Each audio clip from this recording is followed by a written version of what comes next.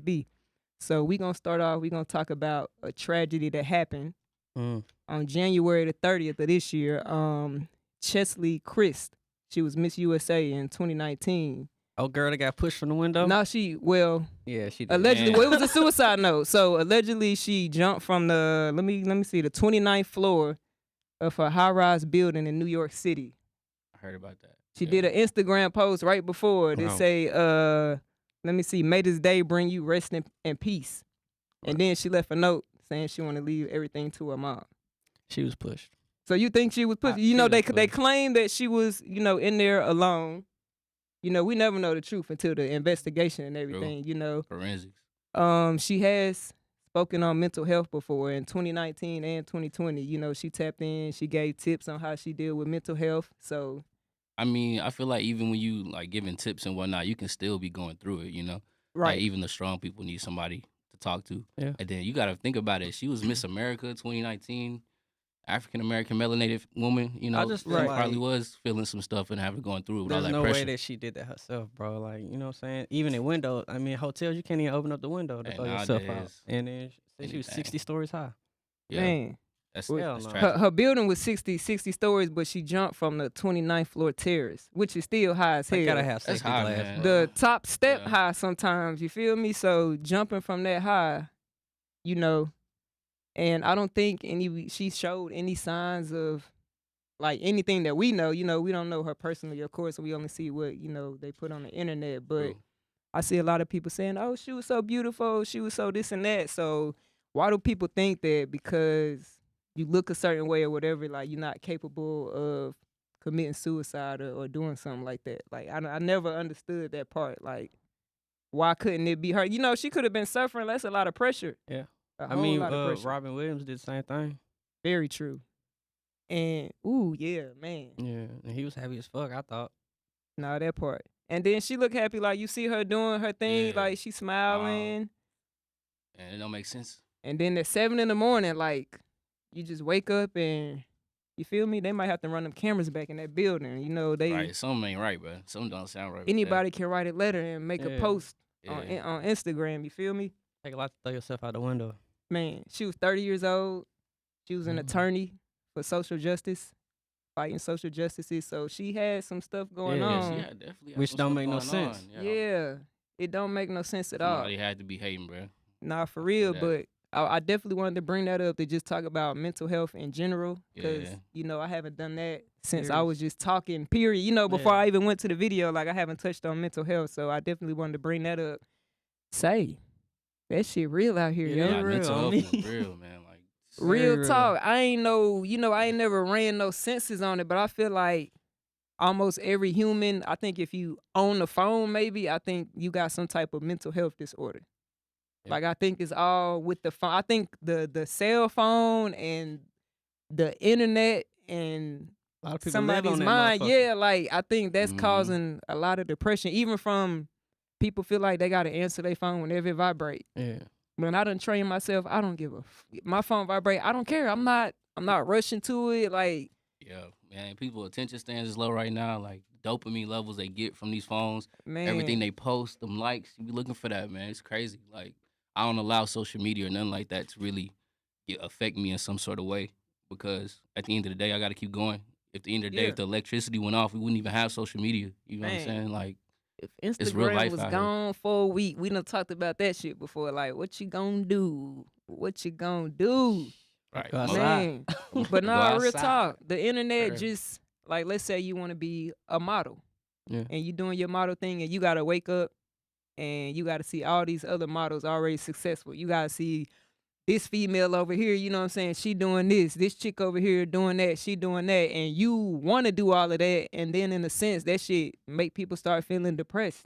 Can't keep up with the Joneses, though. Man, stop. I feel like you either gonna be proactive or you're gonna be reactive about the problems you want in your life or the problems that you have in your life. Like, if you want to be a model, you see some other people doing it better than you, you should be, applying yourself to learn how to get better at what you're trying to do. Like, exactly. Learn from them. Learn from it.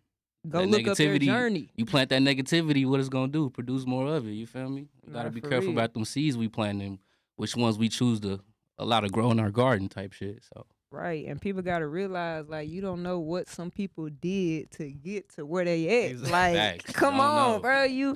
And then sometimes you gotta realize, is it even true? Like, is this motherfucker really on like this? Or is she just doing whatever? Cause the internet, it's a big facade at times too. So, it's either or. But that mental health shit, it's real. I don't think I express my feelings towards counseling and therapy up here before. I don't know if I did, but I think therapy a bunch of bullshit, because you gonna go talk to somebody that don't know you, and as soon as you dip, they in their calendar, who next? You feel me? Like I'm saying? Like, they don't give a fuck. They ain't gonna be like, oh, I'm gonna send you a text message tonight and check on you. Text me when you get home. Let me know you made their safe. They don't give a damn after you leave out that motherfucker, boy. I ain't gonna cap. Let me tell you about my experience. Like, Man. I chose to go to a therapist one time, like, as a black man, just to, like, see what it's about, like, shit, I'm a person that believe in, like, bettering yourself. So I'm like, let me go ahead and take this opportunity to see if there's any things that I need uncovered within myself to grow and be my best version. So, I'm going. I mean, I'm not gonna lie, it was cool, but I feel like all I did was talk it out I was talking to myself the whole time. That's what I feel real like. Shit. So That's what it is. I was like, I could do this at home. I could do this on my own. I could roll me up a blunt and do this shit. You know what I'm saying? Write a song about it. Write a song about it. Man. So. I've been to therapy before too. Whiskey. It's like listening. I know you. Therapy. Yeah. So just being veterans, Whiskey, he ain't tell y'all, but he an Army veteran. So therapy come with that. But I don't like talking to them people, because I be looking like, you don't give a fuck. Like, you know what I'm saying? How many times I done went off in that vid? This lady don't give a damn what I'm talking about. She just gonna be like, all right, we're gonna change your prescription, and we're gonna do this, that, and the third, and come back and see me in a month. Getting booked. Getting rebooked. You asked me if I had homicidal thoughts, and I said yeah. So we ain't gonna elaborate on that shit. Right, you just wanted to know, huh? Yeah. So you can up my dosage. Oh, you feel like killing somebody, so we gonna give you 10 more milligrams in this bitch. But they do take a note though. They write it down. Yeah, they gonna write it down. That's about it. Man, the therapist I used to go to, she loved to write down some shit about some weed, yo. Like my whole little shit. Oh yes, smokes weed. Patient smokes weed. Smoke. Wow. Yeah. That'll do. And I ain't taking them pills y'all giving me either. Them hoes piling up in the cabinet. I'm not taking that shit. Man. Nah, you don't know what's in that shit. Man, honestly. A bunch of bullshit. I took one before and was like this. Bro, my mom, I took that shit. I said, boy, this shit strong. Hell no. I'm going to stick to the natural that grow out the ground. I just kind of feel like a lot of stuff they make in the pharmaceutical industry, it don't be made for black people specifically. Like, our genetics are way different than when they go and test and stuff to heal people. Like, they're doing it for their genetics. They ain't doing it for like when like when they test stuff, what they do, they always give it to the white rat. You know what I'm saying? Rats and shit, right? The fuck? Yeah, like it's crazy. What yeah. Where the melanin at? I need something for that. Nah, real talk. But on some real stuff to everybody out there, like mental health is important. It's serious. Whatever outlet you choose, whether it's therapy, whatever it is, just raging. Don't take it to the suicide levels, man. You said raging, right? If you gotta go to a little rage, they got rage rooms now though. That's how real it is. They got rage rooms. They capitalize everything. Ooh, these motherfuckers get mad. We about to charge them to get mad, yo. Like, come in here and break this shit for $29.99 on Groupon. Hell out of here. But now, I don't got the suicide line handy, but y'all can Google that joint. Maybe somebody can find it. If you really need help, really reach out, man, on some serious shit. If you need help, reach out. And since we talking about mental health, man, I just want to really stress that y'all love yourselves out here, man. Like, real literally, talk. Ain't nobody gonna hold you down like yourself. Like, for real.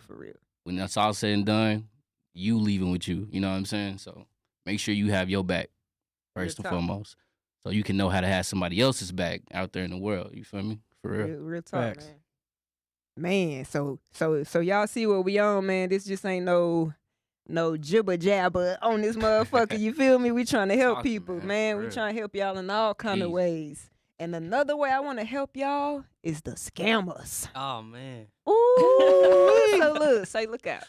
I watched this show, this documentary on Netflix called the Tinder Swindler. That's what that's Never about. Seen it. Okay. Yes. I gotta watch that tonight. I'm the type to cut on the movie and just go to sleep. For that bitch come on, I stayed up and actually watched this shit. Was it good? Was it good? I ain't gonna lie. I was like, damn, bro. Like, dang, I might have to. So look, I'm gonna just give y'all. I don't want to tell too much. I'm gonna give y'all a little summary. So it was this dude. He was really from like Israel or something, and Yeah. then he like fled his country and changed his name and shit. So he started scamming females on the internet and shit. You know, like he rich. So he'll like use one girl. He'll have some money already, so he'll private jet her, fancy dinner for like a month, and you know, let her know that he rich, you know. Yeah. And then all of a sudden, he lost his card. He can't use his card because people trying to kill him for security measures because he's the son of a billionaire diamond company, right? So he balled with this bitch, right? You know what I'm talking about? He tell her that the car breaks, so then he meet another bitch on Twitter and he winding down her with the other girl money, and then his car break again, and he send the same videos, like the same shit, and he just scamming. I'm talking about this man scammed millions and so many women, like just from my car broke, he'll make them get an American Express. He'll make them an employee of his company so that they can get the maximum credit limit and get loans, and they'll start taking out cash loans for him and credit card shit. Running it up, bro. Sound like I'm looking at whiskey. Time out, y'all, because I just feel like I gave this motherfucking idea. Because he over here like, you know, what niggas really doing that? How did he do this again? Like, motherfucker, no, real stuff. So he's scamming these women. Like, dang, bro. He legit. So people swiping right? They see his pictures on the private jet, on the boat, eating fancy. Like, oh my God, you know. So soon as they swipe right, I've never been on Tinder a day in my life. You but said, soon as it's an African dude? No, he was from Israel. Oh, yeah, he was from Israel. Is he photoshopping those photos or? He photoshopped himself in front of his fake daddy and mama. The other shit was real. No, he was really living like this, but it was off of females dying. He committed to that. Yeah. Bro, these females would go out after 30 days. My card broke, security measure, and I ain't trying to be funny for the motherfuckers listening. This how he sound. Watch the shit. You feel me? Don't be on my ass. So he letting her know, you know what I'm saying? People trying to kill me, my card, you know. Can you stop the whiskey? So can you go get me a $50,000 loan? Bitch, go get the $50,000 loan cash. Fly to like Norway, cause he from country to country with it and shit. Fly to drop off the cash, cause people apparently want to kill him because he's rich and shit. And this the thing though, y'all. This motherfucker got away with it. So look, this one woman, she got his ass and ruined her life. And she was like, I can't take this shit no more. I'm about to take this motherfucker down. So they got with the news, you know, made it real big in the media, blew up. He was wanted in Israel already. So when he got arrested, all he did was, it was a short amount of time for his Israel crime. I think it was like 14 days or something. Wow. But all the other stuff with the females, nothing. Because what did he really do at the end of the day? He didn't make a fake card. Yeah. He didn't steal money. They willingly gave him the money. They willingly got the card and made him an authorized user. Like, and they willingly did all this. He was fake paying these bitches back, sending fake wire paper saying the money should be there. Oh, too bad, bitch. I sent it. You know, type of stuff. Like, he was wild, yo. So what did he get charged for? For the crime he committed in Israel, I want to say was either faking a passport or something like that, and that was the only thing. So when they finally arrested this man and caught him, wow, he only got charged for that Israel thing, but nothing else for the women. They still got them loans they paying off, lives ruined. So you telling me he can run up millions, but he can't take care of his passport? Right. Fake passports, names, all that. You know what I'm saying? Like, let me think. Something I don't know, bro. I try to put myself in other people's shoes, you know, but just imagine though, like somebody just rich, just showing you a life you never lived before. And these overseas cats, you know what I'm saying? Like luxury cars, Rolls Royces on all these yachts, like eating, like they falling in love with him. He's super romantic and charming, you know, baby, I miss you. Good morning. I love you. How are you? All this shit, you know, they falling in love. See. And then here he go. Y'all look, boop, with the voice message. I need a favor. When a motherfucker call you and they need a favor, hang up. Nah, especially in 2022. I need a favor. Oh, shit. So they thinking he rich. He gonna pay me back. And this man, and guess what, y'all? So after he do his little time, he got a company where he giving business advice. He still living the same life to this day. I don't know if he doing the Tinder thing, but he got some money from somewhere. And you know, these women are left with almost $250,000 debts and credit card bills. You found him a new app. Man, all on Tinder. A swipe right can ruin your life. Like, scamming real, yo. To the point where, you know, I like to dig deep in scamming. So I seen this Vice documentary. And did y'all know, it was news to me, but they got like call centers strictly for scamming. Oh yeah. So it's like set up like a real life call center, but all they do is call people to get your information and try to tell you you owe money. If you don't pay it now, you're gonna get arrested. And they try to get into your computer and hack and swipe out your bank account. Like, it's just some real life scamming shit. Right. They got like whole rooms where people got like nothing but phones in there. Yeah, and they like, just scamming. They just scamming people for yeah, promotion. Y'all ain't crazy. got a scam or finesse? I ain't gonna lie. I'm not gonna get too incriminated with it. But I'll tell y'all one finesse I did. I can put this up here because what the lady is so long ago. But I did this little shit on Craigslist, you know, with the iPhones, you know, find a clean IMEI, whatever number, and, you know, tell them it's good, but really the phone bad. You know, that's about as scammiest I done ever got, was selling a phone that was locked. I did. I've been scammed. Moonshine. You know, I used to do Moonshine. How you scamming people with Moonshine? Right. Check this out. Ah, shit, y'all. So if you don't know Moonshine, you don't really know the difference between Moonshine and Everclear. True. I put Everclear in a jar, throw some peaches in there. Boy. Because it take a while for Moonshine. You know what I'm saying? He ain't gonna be selling no more Moonshine ever again, boy. So that hustle gone like a motherfucker, boy. Look, I ran it up. This back in high school though. You ever been scammed? Oh yeah, I've been scammed. I've been before, scammed too. You know, yeah, we dealt with that though. I've been scammed. I didn't get to deal with it. But, like I said it before, yeah. I just got called a bunch of dykes and a whole bunch of shit and just had to live with it, bro. Like, you let it slide, nah, bro. I couldn't find this motherfucker, bro. I thought I was about to open up for Yo Gotti and all my friends, and we was gonna have 10 VIP passes and shit. And then when it got close to time for the show, he texted me back like, "Bitch, fuck you, dyke. We got your money. Ain't no Yo Gotti show." What? Oh no. I done sent you the green dot scratch off number and shit, motherfucker. And you got damn like I'm calling green dot like cancel the what's the name, like whatever you can do. I be calling my bank. I need that money back. I've been scammed that way. I've been scammed the bank way. Yeah, I've been scammed a lot too. What other way? That's the only way I've been scammed. I know some scams. I got scammed on the phone. You know, they be like, "Oh yeah, you can use this phone at your." Yeah, that was one of me. Get that hoe be locked. I used to be there. You can use this phone. I got scammed a lot in the music business, like that's working with people, central. marketings and all that. Man, them motherfuckers there. So let me tell y'all, it's a dude out here, and he watching all the rappers, and he watching when concerts come to y'all city, and that's when they hit you up on that pay $5.50 to open up. You get this and this, you get this and that, and you gonna show up to that motherfucking concert, and they gonna be looking at your ass like, boy, get the fuck out of here. You ain't know nobody lined up. Like, get out of here. Up the text messages then. And they gonna pull up a whole ticket. Be like, well, he sent me this hoe. Not true. No. Man, not where true. You got that from? No. So look, on your phones when motherfuckers calling y'all, somebody said, I knew that was you from Craigslist. That was me, my bad. Block, motherfucker. Out of here. Said the past don't serve me no more. Hey, don't give your information out to these people calling your phones. Some of the shit sound realistic. Like, matter of fact, we about to do something. Whiskey, you gonna be my partner. We gonna do a little scenario, all right? All right. So I'm calling you from the call center, you know what I'm saying? Hello? Hello, yes, Mr. Whiskey Boy. This is damn. Nice from the financial institution, and we're calling. We have a case down here with you, a civil suit, and to prevent that, we can take a one-time payment settlement now, and if you're down to do that, you can just give me your card information and your date of birth, your address, your mother's maiden name, the password to your Google email address, the PIN number to your debit card, and we can get that. Hello? You need all that? Okay, bad. So, okay,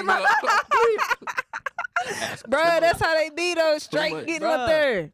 They will get your ass. What's going around now? That Medicare, Medicaid, them the phone fake calls? medical. Yeah, man. Bro, niggas' Instagrams is getting hacked into. Like, you know what? They'll send you a message like, messages. text me your Facebook so I can get in my Facebook. I'm like, what? Yeah, one motherfucker hit me up like, yeah, I can't log into my account. I need you. Right. I had to call them. I was like, did you really need this nigga? He was like, nah, bro, my shit got hacked. I was like, hey. Motherfucker say, hey, how are you? Okay, hacked. Found somebody else. Locked. Man. Nah, but the scamming shit is like really, really real. Like, I mean, that shit bigger than. Nah, it's getting bigger now because of crypto and everything going on too. Yeah, like, and the young ones, it's teenagers on that scamming shit, like that credit card and all that stuff. They on that heavy. Like, they balling right now. Like, most of the youngins you seeing balling, they got something going on. You know, I ain't here to tell y'all business. I'm gonna mind my shit, do what you do, but just know, some real you feel entrepreneurs me? out here. When you don't work and you don't got a business and You know what I'm saying? And then y'all give it away too. Scammers, y'all all look the same. Full of designer. Yeah. Full of motherfucking designer from head to damn toe. Every damn thing, man. Like y'all just give it up. Scam and be smart. And if you the one out there getting scammed, you just gotta have good discernment. Like you can't be allowing everybody to just, show you the way to go and you follow. Like, man, if they ask you if you got Chase, Wells Fargo, Navy, Federal, Bank of America, don't give them your shit, y'all. Like, come on, ain't no way. No, don't do it. Don't do it. I know it sound good, y'all. Like, it sound good. Money look good. Money sound good. Money smell good. Money feel good. You know what I'm saying? You still gotta work for that shit. They still gonna go do it. Man, yeah, somebody doing it right fucking now. Somebody right now wishing they can check their goddamn bank account because the dude done told them, don't check your shit. That's how they get you. What the fuck you mean don't check my shit because it's gonna mess it up? Send me a screenshot of your bank account. Man, they don't want you to check it so they don't see you already spending that shit you dropped in there. That's why they don't want you to look at your bank account because they done already bought 5 TVs at Walmart off your shit. And they don't want you to find out, man. Y'all don't fall for it. It's legal. I ain't gonna say legal scams, but it's other ways to get paid, man. Don't fall for it. If you scamming, get in and get out. Real quick. Get what you need and go. Real talk, man. Don't go to the feds behind that shit, man. Even though the feds is, nicer than the other places, but just don't get locked up over no scamming, dog. Don't get scammed, don't fall for it. You gotta be smart, y'all. Gots to be careful. And moving right along. Right, my nose getting a little runny. I need some tissue. I can blow my nose up here. Shit. It got cold outside. It was hot as hell yesterday, and it's cold today. Freezing. It's freezing cold. It was a little snow falling off of Hewlin and Fort Worth.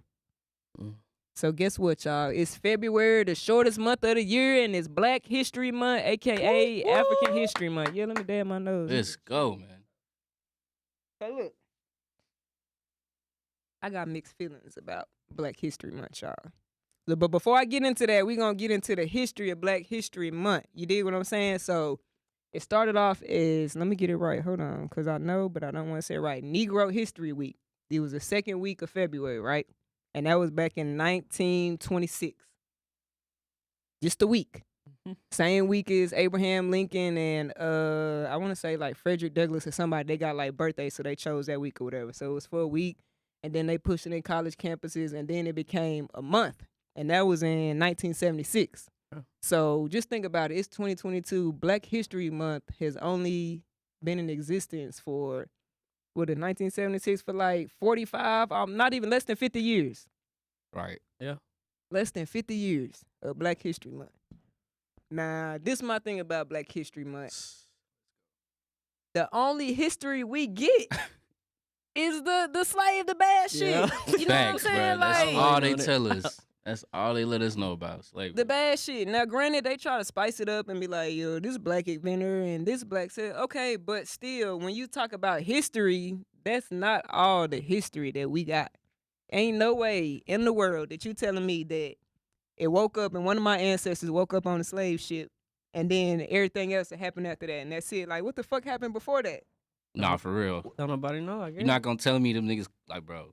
You're not No, going to real tell talk, me we can get they deep on chose this, to call like- themselves African American. Like, you know what I'm saying? Like, Man. the colonists gave us that name when they got us in slavery. When they So, to me, it's Crazy. almost like a joke because it's like a month where we posting all this shit about Black history, like Harriet Tubman and Rosa Parks and, whoop-de-woo.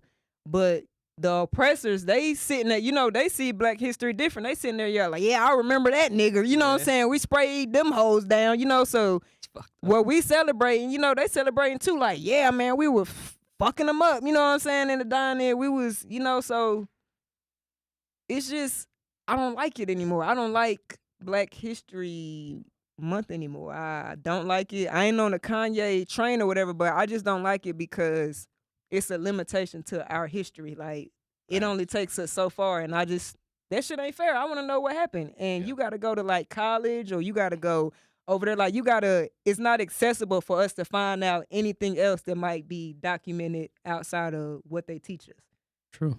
The marches and the damn Kunta Kintes and shit and the lynching and all of that. Like, That's all we about. You know what I'm saying? Like, damn. I feel like it's so much information out here too on just by having access to the internet. You know, like our ancestors didn't have that back then. Right. So I feel like it's our responsibility to take advantage of our history and go do the research ourselves because it's already out here. It's just we gotta find. You're not looking for it. You know? Ain't that crazy? So many distractions. Gotta find our history. Yeah. We have to go out and find it. Like I can't just sit down. Like I doubt if most of us had a talk with our grandma and she was telling us on how shit was back in Africa or whatever. All she can tell us is about how she was picking cotton, you know what I'm saying, and getting her back beat in by master whoever, you know, and all this other shit. Like, that's absolutely not it. And it's a problem to me that's really, you know what I'm saying, like, to even have a Black History Month, a month where they feel like they got to celebrate us because we were done so wrong is already a problem. Like, we only have this month because of what happened to Black people. Like, nah, for real. When I think about Black everybody history, don't got their own month. Is it a White History Month? Let's just be real. Right, when is White History Month? Why don't they have a month? You get what I'm saying? That's why I feel like Black History Month really for them. It ain't even for us. Like, our history should be every day learning that shit, knowing that shit in our hearts. You know what I'm saying? Our history need to be the facts. All Black kids. Let's go. I'm with Kanye with the Black Future Month. Man.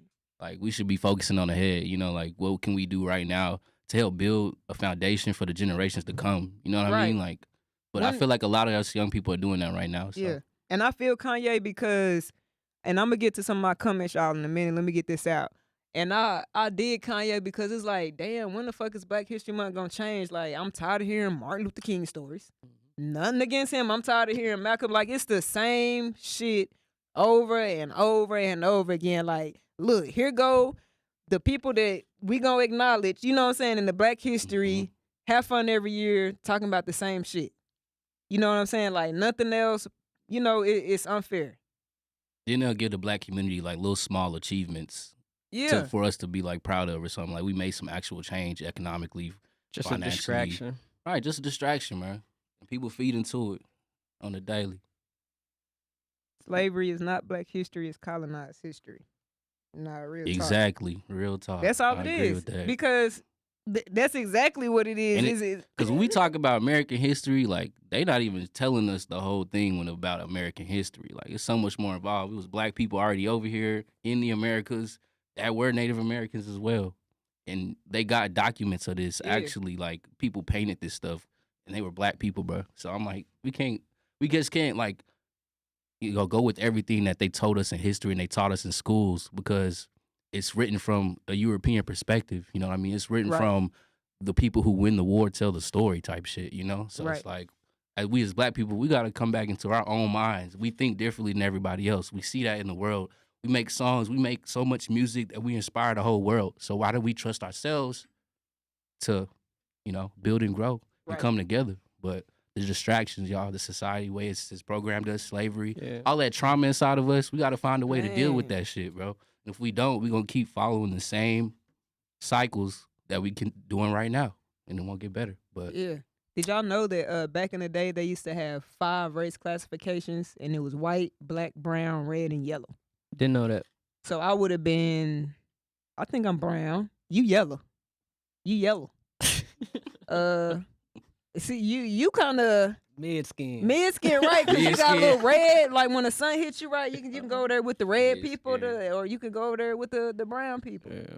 Can you imagine putting yellow? But those are colors, though. That's not even nationalities. They made us start calling ourselves black. Black is a color. It's an adjective. It's not a color. It's not going to describe a nationality. It don't tell you who you are. So, and I feel like that's very important to know who you are, so you can know what's yours, what you can claim. You feel me? Like, shit. Yellow. Unless you're yellow. You yellow. Man. Yellow. And then it's just, that's how we get some of the terms that we just use that we don't even realize it really stem from some shit. And that come from the 5 races, the black, brown, white, yellow, red. I like that red. You know what I'm saying? I put red on my shit. Yeah. That sounds kind of lit. But yeah, 5 races. Black History Month is all about punishment.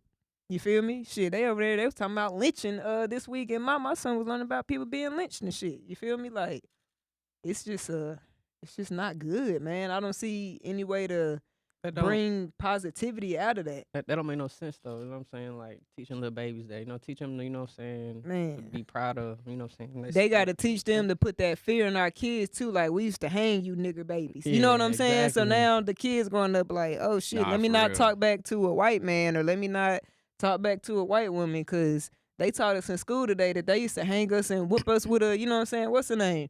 Right. So that's almost, you know what I'm saying, like this shit is way deeper, man. I got whooped in school by the principal on game. When I was little, I was out there in this country part of Texas, bro. Somewhere I should have never been. But they whooping. Boy, my mama was not having it, bro. She came out there. Bro, like the paddle stick like this long, I shit you not, like this thick. That's funny. They try to paddle my sister. We went to this elementary school on the north side of Fort Worth called Washington Heights. Yeah. And it's kind of like an underground school. And the principal was going to try to paddle my older sister, right? And my mom came up there. My mom came up there and beat our principal up in the hallway, bro. Like, like right in front of us, yo. Like, came up there and dropped, rock and rolled her ass right in the hallway. Because she was going to try to paddle, like, because they do that shit, but we never signed off on it. She ain't mess with you again after that. Ever. We left the school. We had to go. I think we ended up going to Carter Park or something. Yeah. My mama done beat this. I was about to say beat this bitch up. I want to beat this lady up in the school, boy. Hey, my mama was a fighter. That's another episode right there. I might have to bring her up here, boy. That OG, triple OG, boy. Came up there and bop elementary school, too. My mama was man, she'll beat your ass up and shit, man. But nah, Black History Month, we going to always put black people in the light, as much as we can. But I would love to just see a change in how Black History Month goes. Maybe all the organizations and everything can come together and dig deep and give us some more real history, do something like, but all this doing speeches and the Martin Luther King dream speech over and over, man, I'm not trying to hear that shit no more. Facts. You feel me? I feel like it would be cool, like Black History Month was like the month that all these celebrities, all these activists just come together and actually, everybody that's black just put some money in to fund a big project for the black community itself. Every month, they be trying to do that would be dope. But it's hard because niggas, people be stealing money. People be stealing money, and with that being said, but see what we got now is like Discords now, man. We got Discords and stuff. Yeah, you're right. Like you can follow the money. At this point, you just got to set it up. Yeah, so it's up to us to really change the narrative of Black History Month. If we want to switch it up and do something, then we got to switch it up. For real, let me see what they say. I think yellow was meant to identify Asians. I believe that's what it was. The yellow was for the Asians. In the Wild West and shit? Yeah, that definitely was, man. Ain't that crazy? Ain't that crazy, boy? They used to give us colors and shit, man. Mm-hmm. Anyway. And red actually was Indians now I think about it. Definitely. Because I was Calf Scout. I know that. Right. Damn definitely that. Man, for real. So, look, we about to talk about something funny. And I usually, I try not to throw shit like this in here, but we're going to talk about the baby. The baby had a fight. And he had a fight with, what's her name? Danny Lee? Danny Lee. With Danny Lee's brother. Yeah. Now, previously, just let me give y'all a rundown, don't put your brothers and sisters in your relationship problems because, for one, you might take them back, forgive them. You might just be venting because they're your brother and sister. Like, he made me mad. Just don't get them involved, But her brother got involved when they had the little thing on live and shit when he wanted her to get the fuck up out of there. Yeah. You dig what I'm saying? So her brother wanted to on-site him. He was very vocal. His name very Brandon vocal. Bills. He was very vocal. About that. He was vocal again on TMC, like, well, nigga, I can really fight. I really got hands. You dig what I'm saying? So posting them high school boxing videos. I open my phone and see a video, and the baby's standing there, and then he swings. When he swings, it was almost like he rolled a bowling strike the way dude slid down the motherfucking lane and shit. This motherfucker, I never seen nobody punch somebody and they slide, fall, dive, and come out their jacket at the same time. Like, that's how hard this motherfucker got punched. Swinging for the fences. This one the fun start. Too. Man, this one the fun start, but when they got there and they got on them bowling lanes, boy. This, hey.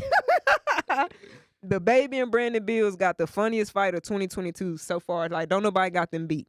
I was like, dang, for a minute, I was like, did bro just walk in there by himself? Because ain't nobody had it. He said he was by himself. He said he was by himself. He keeps making videos. He said he was by himself? Yeah. Why would you do that? Man. I feel like you can't be talking about this on site with somebody, and then when you see them in person, get slid. You gonna be like, I just want to talk. Like, and this the thing. Too late to talk. Too late. When you gonna fight somebody, I don't know about y'all but me, I'm a thinker. I'm strategic. I don't want to really fight nobody if it's wet and raining outside. Yeah. I'm gonna get you before we go out there.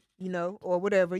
So you gotta be aware of your surroundings. And I don't know if they realized how slick and slippery them bowling lanes are. They was out there in their socks though. Bro, when I watched the video or took their shoes off. Say, man. I'm just still tripping out the fact he came by himself. At some point in time, you gotta be like, you know what, y'all? Let's walk back up here on the carpet, then we can get down. Because y'all see the memes of that whole boy. I ain't seen none yet. Hey, it was a fight, but it wasn't a fight. They grabbed his hair. I think they grabbed his hair because it was just no choice. They slipping and sliding. That was the only thing that kind of keep them stable was like grabbing his hair and shit.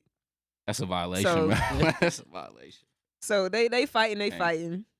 The baby he did a little. He held his title. He known for whooping your ass. You can't run up on him. He gonna step. All this other shit. Thanks. So they did what they did. His security did their job. You gonna let somebody come in here and fight up on your artist, your $1 million artist? You feel me? Cause I'm gonna let you know right now. Anybody try to run up on any one of my artists, you best believe some hands coming from this way right here. That some hands coming directly from me. I'm gonna let the world know now. Like if anybody try to run up on one of my artists, like you gonna catch these fucking hands. You probably gonna catch the hands from the whole fucking team. You dig what I'm saying? Like fuck all that fair shit. This ain't no arranged bout. This ain't no arranged fight. This ain't none of that shit. You dig what I'm saying? Ain't no sponsorship for this fight. Come on, bro. You can't sit here and punch on no $1 million artist. Like, somebody's going to take up for him. He got enough love, and he has security guards. Right, you was moving smart in that situation. People mentality, they looking at it like this ain't your average fight. This ain't no hood fight in the hood. This is a celebrity artist, and he got a team of people that are supposed to protect him.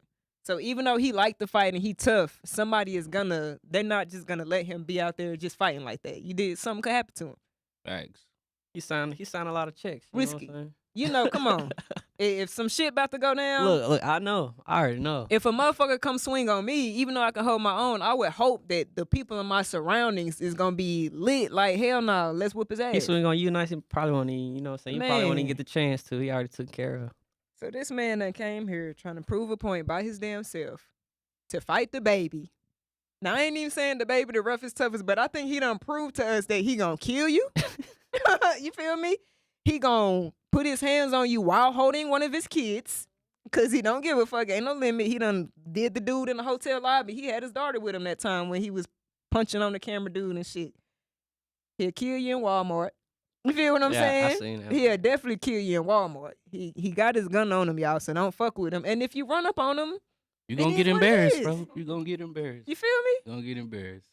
So then this ain't even done though. This the longest drawn out fight afterwards commentate. Like every day this dude got something to say about the fight, bro. Let it go. Who? The Danny Lee brother. Oh. First he making a video. I thought he deleted. Hey. I thought he deleted socials. Like, oh no, he's still up there. He done already said if it wasn't just he me, it would have been on. But I went by myself. You went by yourself, Another bro. one, goddamn. You should have thought about that, bro. That boy done got up there and did the shit Dang. you do when you show your face. They ain't even see, look, it's just this right here. They ain't even do shit. You know what I'm saying? He done did that. And then he just done got, after that fight when you still out of breath and he done did the rant video like, pussy ass, you know what I'm saying? And he said nigga like 100 times in 15 seconds, yo. Like, they beat his ass, boy. He was all discombobulated and shit. He couldn't even talk right. They whooped his ass. And he's still on the internet with it. Bro about pull his scalp off. He couldn't think no more. Bro, did you see how they had that man ponytail? That shit, I don't want to say it was funny, but bro, come on, don't. At that point, if you would have grabbed I'd have been like, fuck the baby. The nigga who grabbed my hair gotta get it. If I had to make a list, can't. the baby would probably be Can't. number one for rappers that's gonna get down on your ass. Like he probably number he one about up that shit, there real for That's what's up. rappers that have like that you've been able to witness. Like we've witnessed this man in action. Stop like fucking with that man. stop fucking with him, man. Like come on, dude. Bro. Everybody, when y'all get a chance, I'm not promoting violence or anything, but it's already out there. I didn't arrange the fight or started. That shit already out there. But go look at that shit and look at that first punch the baby threw. He threw one of them. He came from when he came from man, like an uppercut hook. slid his ass down the bowling lane. Man, that man should have never came there. And first of all, how you talking about you want to talk to this man one-on-one like a man? I'm like, bro, you could just ask your sister to link you in with him or something, bro. If it was that serious, but now you got a you whole pulling joke. up and you already said what you had to say. Niggas waiting to come smack your ass. And what they got? They got a daughter together. Now you got to get your niece, knowing that your niece daddy done whooped your ass. Him and his fucking friends. Time. He gonna have to get payback. He ain't gonna be able to sleep right. So me, he ain't sleeping right now. You gotta babysit your niece and know that her daddy done whooped your ass. I wonder how the handoff for the baby about to be now. Like what? Like I ain't all in y'all business, but do they got like? Are their mothers doing the exchange when they got a co-parent? Like how that's gonna go when he gotta go get the baby and he just whooped your brother ass, him and his friends. Sorry about your brother. And then grab the baby every time. Niggas be at Thanksgiving. Your brother better not say shit to me. Don't run up on the baby, man. The baby gets more money when he whoops somebody's ass, y'all. Just the sponsorships go up. He be waiting on it. The interviews go up. The hype goes up. You know, all of that shit. Every time he get one up on somebody. Because he ain't going to jail. Up. He definitely not going to jail. They talking about he banned from the bowling alley. He don't give a fuck about being banned from that damn bowling alley. That little rag-glass bowling right, that hoe was only packed extra Crisco ass. But the nigga wasn't even bowling, bro. He probably just there. I really feel like somebody splashed some oil on them lanes and it was all a setup in it because, boy, them hoes. That looked staged. I don't fail on that hoe. That hoe slipper. Oh, I'm about to go bowling and just go out there and go ahead, see about make see sure how I'm there. That shit is for real, man. He probably wasn't expecting to get his hair pulled like that. That's I don't think any man is expecting to get their hair pulled. So now y'all niggas gotta be careful because you know it's niggas out here grabbing hair. Hey, so wrap that fucking ponytail up. Put a do-rag on. Put a bonnet, a do-rag or something on, and tie your shit up. Motherfucker, hey, you got a ponytail right there, Whiskey Boy. They would have grabbed that ponytail. I know it wouldn't have worked the same with you though. Nah, I'm gonna be like Bruce Lee. Can actually fight, but totally different. Man, grab his hair. If it were me, like you said, I would have never went to the bowling lanes. You know what I'm saying? I would have went over there where the tables at. I would have hit the nigga with some hot wings, bro. Right, it's some good carpet over there. With a note under that hoe, can we talk? Bro, he was so. I mean, I respect his confidence because he really thought he was gonna beat him up. Yeah, he had some confidence. He definitely got some balls. At one point, I was like, damn, he might beat him up. Until the brains though, you gotta, bro. He could at least waited outside or something like. If you really wanted to get. It's the difference in thinking you can fight because you might punch every now and then, but it's the difference if you actually done had some fights too. You feel me? Because you can train fighting all day, but until you get the spar or learn how to hit and react, it's different. So I think his gym shit made him feel like, you know, Floyd. Yeah.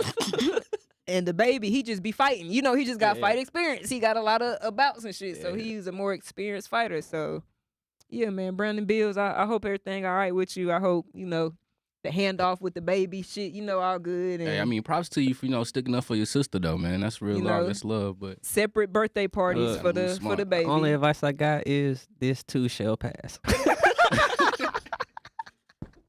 No more joint birthday parties ever, boy. No Christmas and none of that shit, man. Just take a break from socials, my guy, and just focus on your mental health. Just get back real right. talk, bro. Focus on yourself. Drop a diss track. All right, you get some money from it too. You'll get some money from that. So like, look, recently, y'all, let's get into. We want to slide into the music business.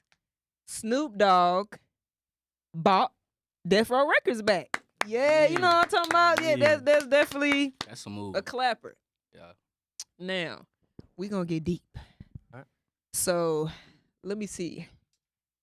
Y'all know how y'all always see artists complain about record labels, and you know they talk about slavery. You know how it's modern day slavery being on a record label, or whatever. So with this Snoop Dogg thing, I actually dug deep. Like I actually dug too deep. You know what I'm saying? Like.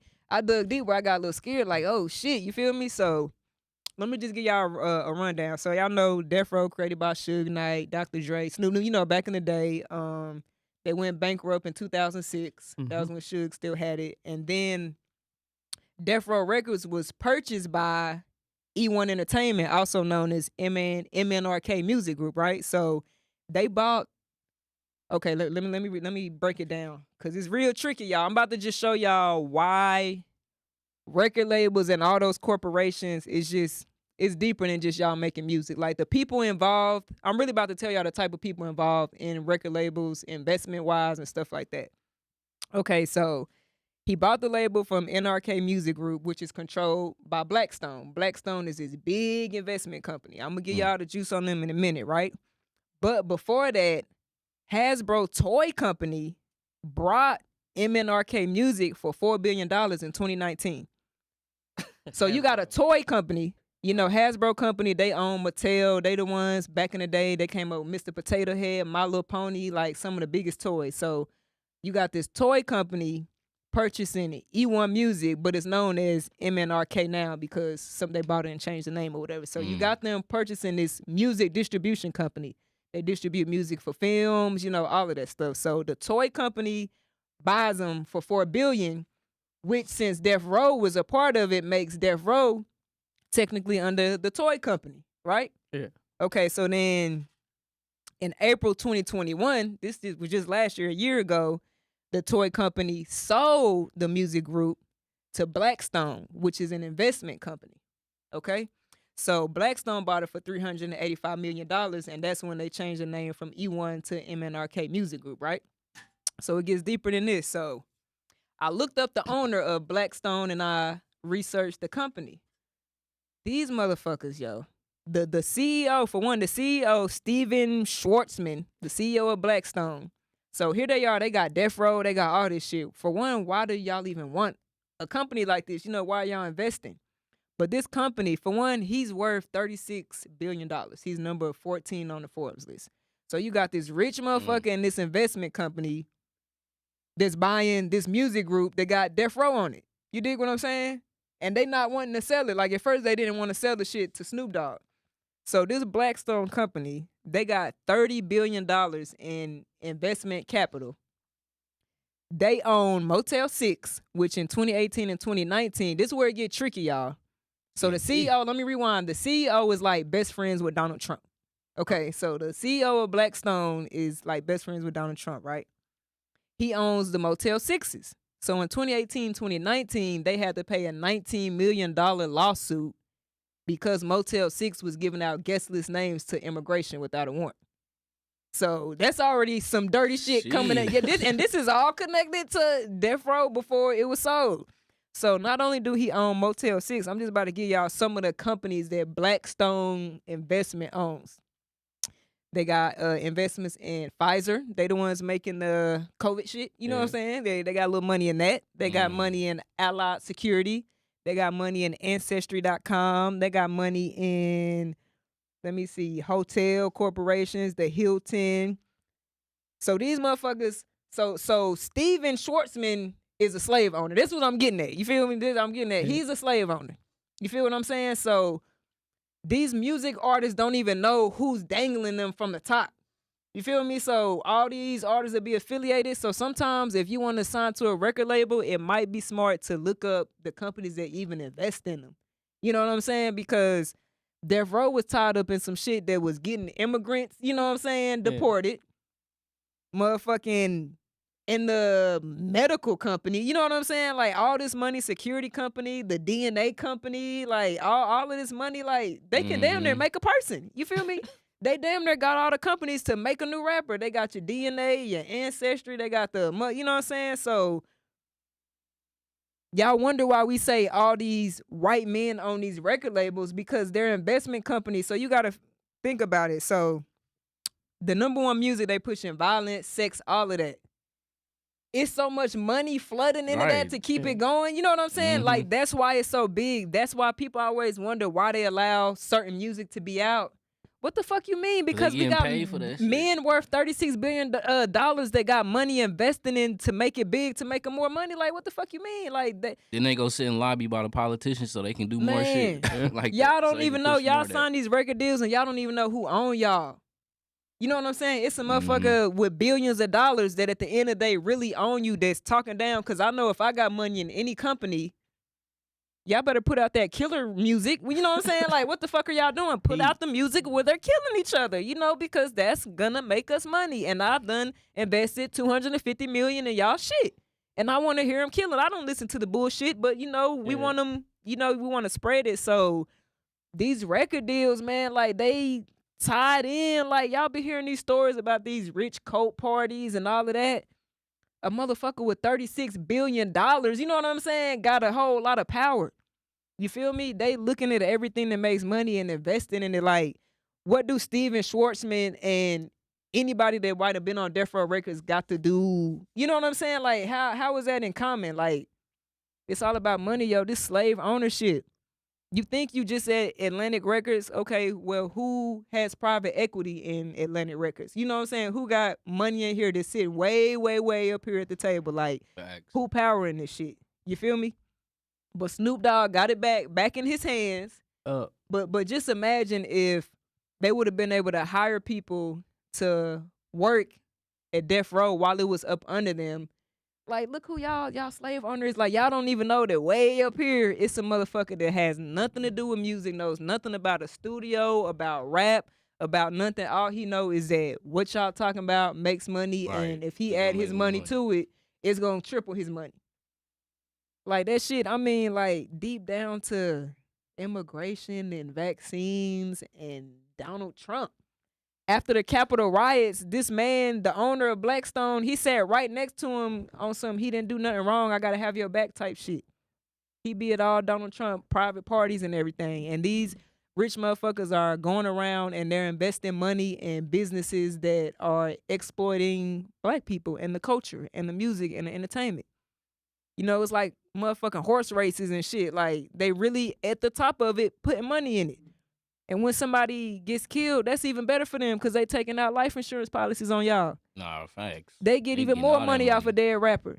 You dig what I'm saying? Like, hell yeah, because guess what? The streams gonna go up. Good for us. You know what I'm saying? Yeah. Everybody's gonna flood to their music. The videos gonna go up. We can make more merch because they all gonna want their shirts. You know what I'm saying? Like, bro, they like dead rappers more than they like the rappers alive. Right, because ain't no way they gonna put you on. And So that's you why just gonna leave and dead not rappers have and any incarcerated rappers, I believe, are probably making more money than the ones alive. Just because think about how when they took Mo3 away, how his shit shot up. When XXX died, how his shit shot up. When Juice WRLD died, when DMX died, his stream shot up. When anybody dies, they push it and it goes up. So you think that just because they dead, the company don't get the money no more? Oh, I'm sorry for your loss, you know. And the fuck, hell, they can still get the money. It's business. They don't care if you die in business. They still want their fucking money. You dig what I'm saying? So Facts. if you look at it, Crazy. they setting shit up where more rappers can be arrested. If y'all haven't noticed, like, they not letting the shit slide no more. The only ones that sliding are probably the capping ass rappers that's not really doing what they say they doing. So when they go kick their door down, it ain't even no fucking drugs in there, you lying ass motherfucking capping ass bitches. We done did this fucking tactical operation because you just told us in this song you got 50 pounds in the attic and you want static. And we done kicked this door in and found a box of cereal. Like, come on, get the fuck out of here. You dig what I'm saying?